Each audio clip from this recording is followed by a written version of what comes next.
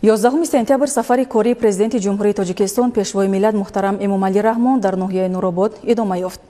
Сарвари давлат бинои мактаби ронандагии муассисаи давлатии мададгори мудофиаи вазорати мудофиаро мавриди баҳрабардорӣ қарор доданд. Бино аз 3 ошёна ва таххона иборат буда, дорои ҳуҷраҳои гуногуни таълими низомӣ ва ғайринизомӣ, маҷлисгоҳ, ошхона, синфхона ва ҳуҷраи машқи тирпаронӣ бо истифода аз технологияи муосири лазерӣ мебошад. самти асосии фаъолияти мактаби мазкур ин омода намудани ронандагон ва ошпазон барои қувваҳои мусаллаҳ равона буда, раванди таълим аз рӯи нақшаи ҳарбикунондашуда сурат мегирад. ҳамчунин дар муассиса ҷиҳати омода намудани ронандагон дар дараҷаҳои гуногун аҳолии минтақаи Рашт низ мувофиқи хоҳиши худ метавонанд ҷалб шаванд.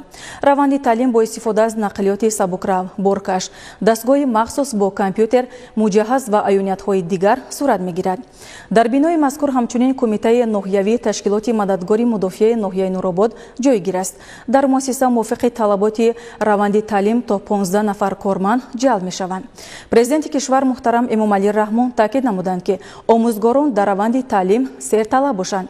ифтитоҳи иншооти мазкур ки барои ҷомеа зарур дониста мешавад, тӯҳфаи арзанда ба истиқболи давлатӣ мебошад.